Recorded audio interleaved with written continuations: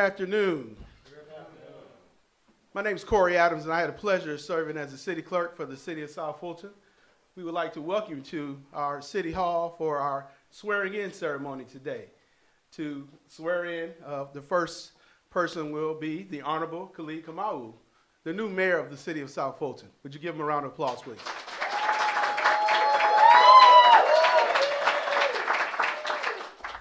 I will now bring forward the Chief Judge for the City of South Fulton Municipal Court, the Honorable Judge Michael Sheridan, to join me. He will be administering the oath of office. Mayor-elect Khalid, would you please join us at the podium? Okay, please repeat after me. I, Khalid Kamau, do solemnly swear and affirm that I will honestly and faithfully perform the duties of City of South Fulton Mayor. So help me God. So help me God. Or so I affirm. And so I affirm. Congratulations, Mayor.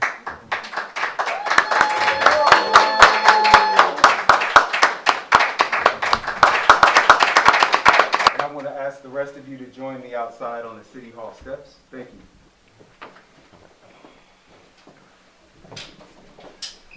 We're headed out front.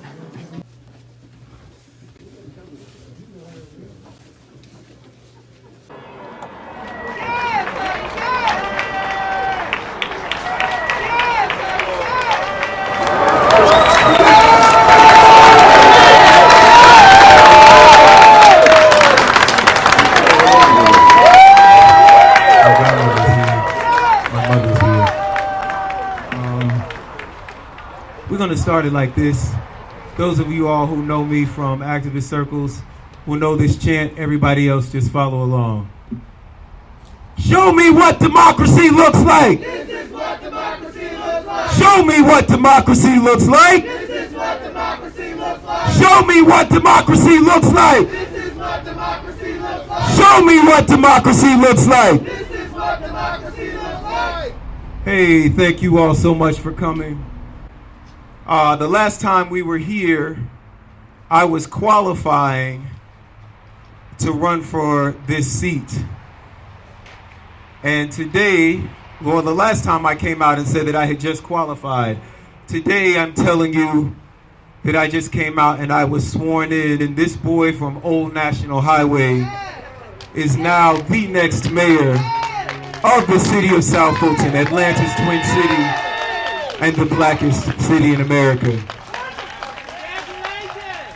Thank you. I'm going to keep my remarks really brief because we have some more swearing-ins to do. First, I want to just give honor to God, who is the head of my life, my mother, Elsie Mae, and all of my ancestors who are here with me right now. I'm not going to shout out everybody. I see so many. Everyone here is a friend. But I do just want to take a moment to shout out my living family who is here with me now, including my father. Raise your hand.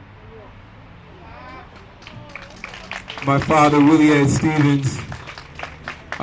He was an accountant for every mayor in the city of Atlanta, from Maynard Jackson to Kasim Reed, and he taught me everything I know about looking at these books.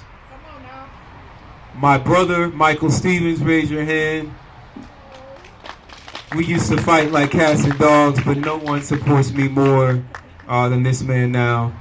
And this gentleman holding the camera, Mr. Jareem Sharp, will you stand and raise your hand, please? He is my first gentleman. And that's all I have to say about that. Thank you for being with me on this journey. So Jareem and I were talking, we were having this debate about government and why government is broken. And his contention was that people didn't know how government worked. And I was like, people know how government works. You know, maybe they just don't believe in it. Or people don't believe that they are the government. That was really the crux of our debate. I said the Constitution is the founding document of our society, and it says that we are the government. The first words of the Constitution are "we the people." That's the title of my remarks today. We the people, in order to form a more perfect union. And it goes on from there. So we had this debate if people even knew the words of the Constitution, and we went around the Peachtree Center district one day and asked people in hotels and on the streets, do you know the Constitution? And people said, yeah, I know what the Constitution is. And I said, well, do you know what the first words of the Constitution are? People say, yeah. And I would say, what are they? And everyone said the first words are, we the people. That means that we are the government. I know a lot of times we talk about the government being these people far away, right? Senator Williams is here from Washington, D.C. and Alabama and South Fulton. But we are the government. And that means if the government isn't doing the things that we want to do in the way that we want them done, it's our job to fix them. It's our responsibility. That is why I ran for office, and that is why I've called all of you here now. So I'm going to talk about a few of the major policy changes that I have been teasing out that I want to enact to make sure that our government that belongs to us works in the way that we want it to work. The first is I get 2 assistants. One of my assistants is obviously going to be my executive assistant. They are going to have the yeoman's task of trying to keep me on schedule and on time. Anyone who's been around me knows that is a ministry in itself. But my second assistant, I am going to create an office of the public advocate. They are going to be an ombudsman for the city. When people have issues, they are going to be able to call that person.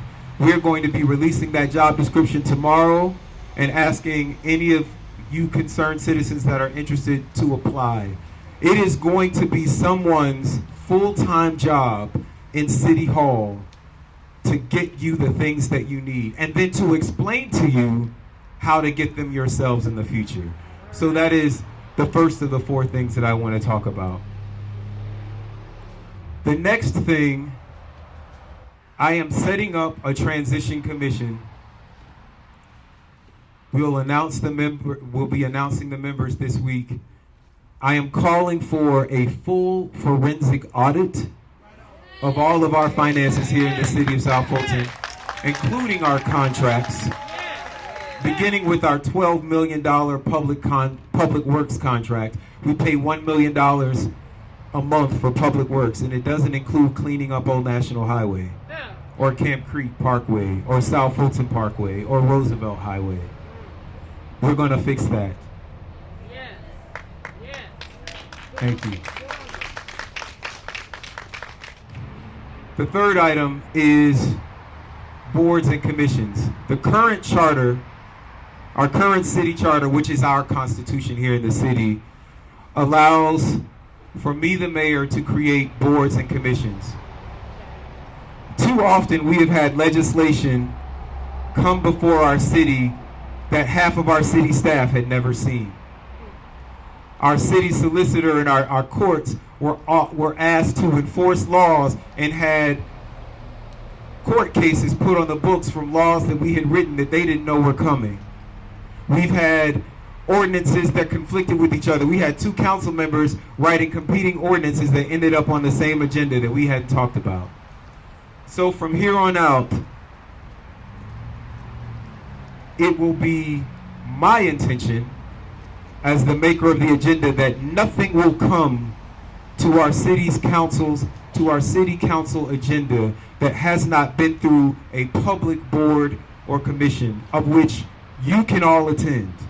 So if we're talking about public works, we're going to have a public works board. If we're talking about police and public safety, we're going to have a public safety board. If we're talking about finances, we're going to have a finance board. And if those are things that you're interested in, once those boards are set up, you have to come to the meeting.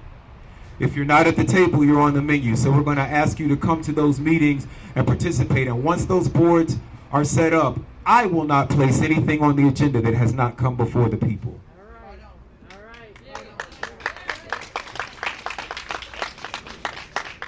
Now, this last and final change is one that I'm not actually authorized to make. Our city charter currently empowers the mayor to appoint only 4 individuals: the city manager, the city judge, the city clerk, and the city attorney.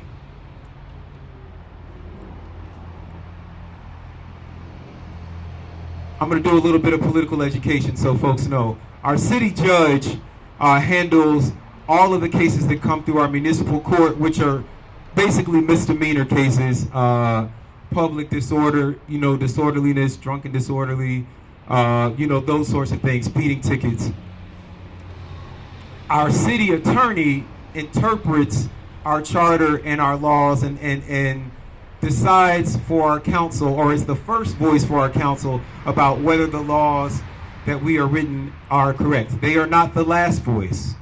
I think that there are some issues in our charter. Our charter conflicts with itself, and it conflicts with some of our ordinances. And I will, with the Transition Commission's help, be asking for declaratory judgments from Fulton County Superior Court on those places where our charter disagrees with itself, and I believe disagrees with the best interests of our city. Our city clerk records our meeting minutes. They publish the notices for our meeting, and our city manager is actually the chief administrator officer of our city. So unlike the city of Atlanta, where Mayor Andre can hire and fire the police chief, hire and fire the public works director, and all of these people, I can't do any of those things. All of those are the responsibilities and the purview of our city manager. The problem with our current city charter is, though the mayor is empowered to appoint those 4 individuals, the city manager, the city clerk, the city attorney, and the city judge, only the city judge's term expires with the mayor, which means that I, as the new mayor, am encumbered with the administration picked by the previous mayor. That's not right. That's not right. Do y'all think that's right? That's not right. I don't think that that's right either. So today I have asked for letters of resignation from the city manager, the city clerk, and our city attorney. I believe not just for myself, but every mayor afterwards. The decisions that we're making today are not just about my administration, but this city, which had no transition plan in place, no plan for inauguration, which is how we're all out here outside today. The decisions that we make will affect every mayor that comes after me. And I believe that each mayor should have the right, should be entitled to create an administration that shares his or her vision and the vision of the voters that sent me here. That's right. That's right. That's right. So I'm asking for these letters of resignation. I am not asking these people to resign immediately. I have assured each and every one of them that even if I were to accept the letters of resignation, that I would give them at least 60 days notice. And I've asked them to give me and our staff and the citizens of our city at least 60 days notice before resigning, should they choose to resign. I am not saying that I will not rehire any of these people, but this is a common practice in democracy. The President of the United States, all the members of cabinet submit their letters of resignation, and then the President gets to decide which of those people will come back, which of those people comport with the vision that they have. In Atlanta, Mayor Keisha Lance Bottoms, after a very troubled administration, asked for letters of resignation. So this is something that is not uncommon, and it is what I will be asking to do now. But again, I cannot fire any of these people. I cannot even compel them to submit their letters of resignation. I actually don't have a lot of power as the mayor. I don't even get a vote in our meetings. But we come back to the beginning of this speech. We the people. You the people get all the votes. Yes. That's right. We all work for you. So I I need everyone right now to do something for me, because I don't want you to think, oh, we got this new mayor in so I can go home. That would be a mistake. It's as much of a mistake, I see some educators here, it's as much of a mistake as dropping your children off at school and saying, well, they got a teacher so they're good. You got to show up to the meetings. You got to show up to the meetings. You got to show up to the meetings. There's a saying in self-help, and it's true for democracy as well. It works if you work it, but you got to work it every day and night. So please, everyone, take out your phones if you're not recording or Facebook or Instagramming living. It's 4:30. I'm going to turn this back over to the next people that are being sworn in. Councilwoman Carmelita Gums, Councilman J.C. Sebastian, and Councilwoman Natasha Williams will be sworn in right after me. But I want everyone watching here and online to text the word Fulton, Fulton, to 33777. All right, you're going to open your text message app. You're going to text 33777, and you're going to text the word Fulton, Fulton. This will sign you up for my newsletter and mobile alerts. When decisions are being made, if you're not at the table, you're on the menu. I'm going to text you and let you know when the table is being set so that you can be there. Because as I said in 2017, when I was a city councilman, I will say again today, I am going to make sure that the city of South Fulton has a table that is big enough for everyone to have a seat. Thank you all for coming today. South Fulton forever.